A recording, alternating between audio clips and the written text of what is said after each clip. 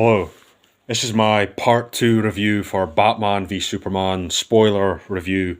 I've already did a part one, so this is the second part, and I'm mostly going to talk about the negatives, but I might also, there's a few positives, but it's mostly the negatives. I just did a part one on what I think the film did that was right, what I really enjoyed about the film, what a few of the negatives I think I mentioned, but I've wrote up another bit here on what my thoughts are on the film and what comes to mind when I think about Batman v Superman.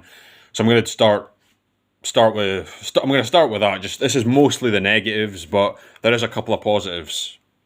I'm going to start with Doomsday. I think I already mentioned him in the part one, but I'm just going to say it again. Doomsday felt rushed. In Smallville, I feel like they had more time to flesh out the character. They just gave Sam Witwer more time to breathe. It just felt more organic, more natural. And also the monster itself, I'm pretty confident it was mostly prosthetics. And in Batman v Superman, it obviously had to be CGI. I just think I prefer the look in Smallville. I think it was kind of cool what they did in Batman v Superman, but just something a little bit artificial about it, shall we say? And it also reminds me of the monster that you see in Lord of the Rings, the Fellowship of the Ring, when it stabs Frodo, but he's wearing the fancy metal. I'm forgetting its name for the life of me, but it's the vest that his Uncle Bilbo gives him. When he gets stabbed, it manages to stop it from being like a fatal attack. I'm forgetting the name of it. It'll come to me. Hopefully, once I finish the review, I'll remember it probably. And Doomsday reminded me of that creature from the Fellowship of the Ring, and I feel like that it was just something artificial about it. Something just didn't sit right with me the way he looked. I'll say again, I preferred Smallville one. And here's another negative I want to bring up. It's Wonder Woman's email when she sees the Aquaman, the Flash, Cyborg, and she's staring at the email. That felt to me like it was almost akin to a trailer within a film. A trailer for a film, the next film within the film. It's like giving you a teaser. This is on the horizon. There's something coming down the line, and we've got Justice League. And people have said that the Zack Snyder cut of Justice League's managed to redeem it to an extent, but there's obviously a sour taste in a lot of people's mouths about the Joss Whedon 2017 November version and all that nonsense with the mustache removal. And I'm not going to get into that film, but that email scene was just terrible in my opinion. That was a negative. That was a fairly negative. The pictures look kind of cool, I suppose, and I like Gal Gadot as Wonder Woman as Diana, but I thought that was a bad scene. That was definitely a negative, without question for me, a negative in this film. And then here's another negative, and that's Superman's death. The death of Superman was not believable, and it sort of ties into the previous point I made about the future, like the Justice League film just coming out a year and a half after Batman v Superman. Superman's death at the end was not believable, not just because of like the rising dirt that we see when Amy Adams drops the dirt onto the coffin. You see it rising, but not only that, it was the fact that Justice League is right around the corner, and obviously you're not going to do a Justice League film without Superman.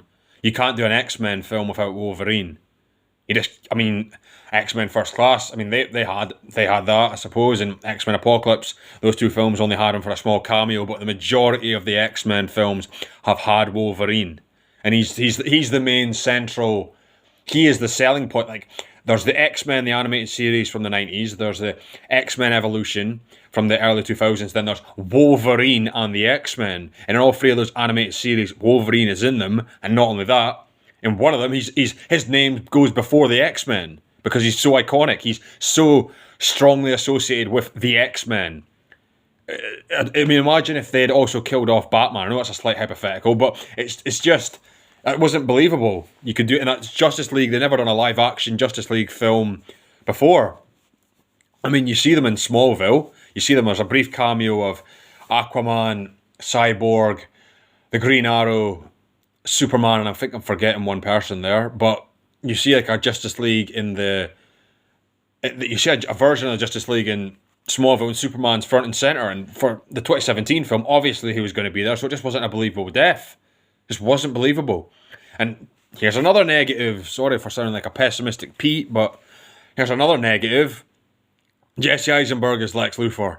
That was a terrible choice in my opinion. I just did not see that. I thought Kevin Spacey in Superman Returns was fine. He was fine. Wasn't great. Wasn't terrible though. I thought he was alright. I loved Michael Rosenbaum, the guy who plays him in Smallville. Forgetting his last name for a second there. And then, of course, Gene Hackman in 1978, in 1980, Superman 1, Superman 2. They were all solid, in my opinion. I thought they were decent. I thought they were great versions of Lex Luthor. Jesse Eisenberg, to me, just did not work. That was just not the right casting choice, and that is a definite negative. Here's a positive. I'll flip it. Let's talk about some positives. Bruce Wayne and Clark Kent talking at the party. The warehouse fight scene, as I've already mentioned in the previous video, was 11 out of 10. It was an 11 out of 10 fight scene, one of the greatest superhero fight scenes of all time. The Batman versus Superman fight, before we get the whole Martha moment, I say that was maybe like a 6 out of 10. It was just great to see Batman and Superman fight, but I think you would have expected it to have been on a more epic level, but it is what it is. I thought it was just maybe a 6 out of 10. Let's go back to the first positive that I've just mentioned, and that's Bruce Wayne and Clark Kent talking at the party about how Bruce Wayne sees Superman differently than Clark Kent, and he basically brings up he's an alien who, if he wanted to, could wipe out everyone. And Clark Kent brings up the fact that Batman's a vigilante that's enacting his own form of justice upon people, and he shouldn't be judge, jury, and executioner. And how do you feel about that? And there's just a great interaction. I like Bruce Wayne. I like Ben Affleck as Bruce Wayne. I like Henry Cavill as Clark Kent. I think that was a great scene.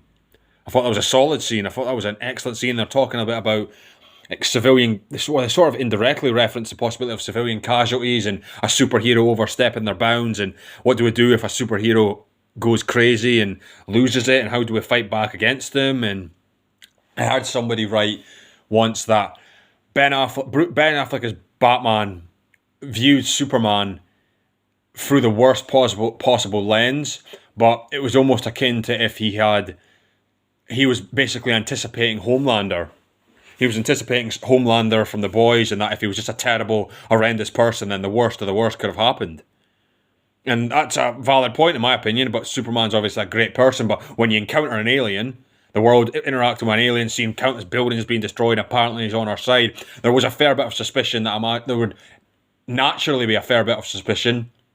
And that was what Ben Affleck's Batman represented, that degree of being a little bit more hesitant, being a little bit more cautious about trusting Superman so much. And should he be defeated? But maybe he should be, just so he can't ever go rogue.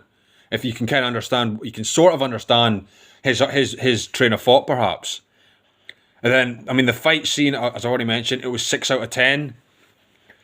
I just feel like it should have been a lot more epic. I feel like Captain America and Iron Man's fight scene from Captain America Civil War was more, just better. Different characters, obviously, but I think maybe I prefer that fight scene.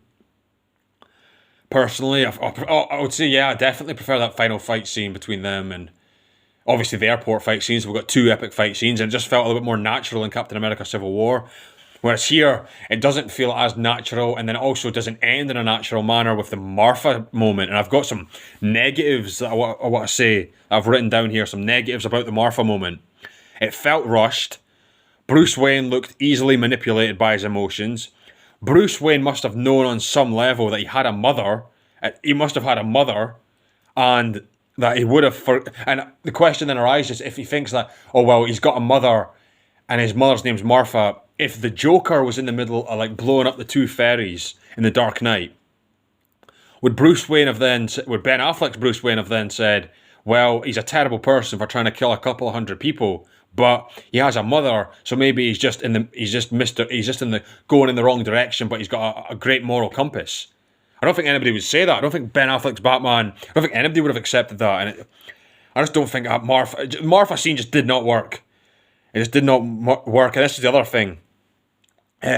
Even if Ben Affleck's Batman viewed Superman as a potential threat, but then he suddenly learns that he loves someone, just because person A loves person B, That does not mean that person A is incapable of inflicting evil upon person C, D, E, F, G, H, I, J, K, L, and so on and so forth. It doesn't mean they can't commit an act of evil. I mean, Jeffrey Dahmer, when he committed his atrocities, after he was put in prison, he still had a great relationship with his dad. They even do an interview together, and his dad still says he loves him, and obviously Jeffrey Dahmer still loves his dad. And I don't think that then forgives him for the crimes he's committed.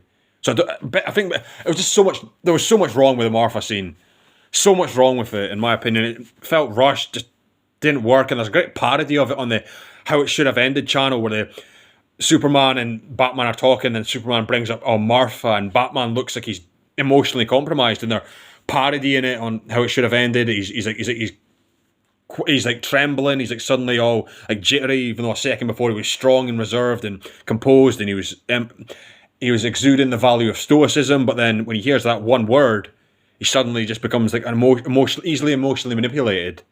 It just did not work. The Martha scene didn't work. Seeing the epic trio on screen together, Batman, Superman, and Wonder Woman, that was obviously great, just in the sense of seeing it live action, seeing Batman in his costume, Wonder Woman, Henry Cavill as Superman as they fight Doomsday.